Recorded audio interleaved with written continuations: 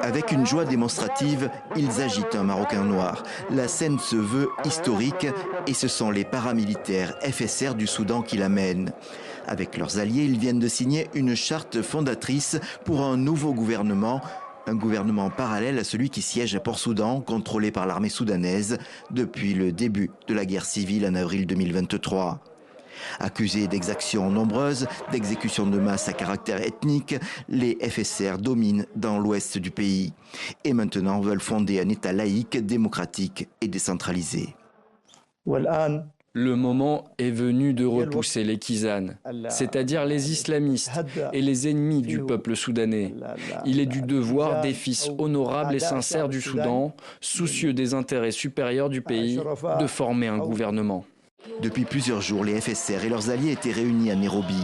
La signature est intervenue enfin dans la nuit de samedi à dimanche et se voulait un moment de fête. Le gouvernement reconnu du Soudan, par contre, est en colère.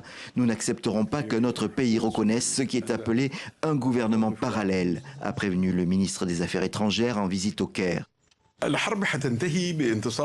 La guerre au Soudan se terminera avec la victoire des forces armées soudanaises et des autres forces alliées, la résistance populaire. Quand ces forces auront défait la milice de soutien rapide, les FSR, là, ce sera la fin de la guerre.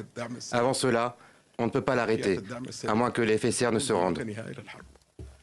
Alors que l'armée soudanaise a repris plusieurs grandes villes ces dernières semaines, pour certains observateurs, les forces de soutien rapide, avec ce projet, veulent obtenir un plus grand poids politique dans la perspective de médiation à venir.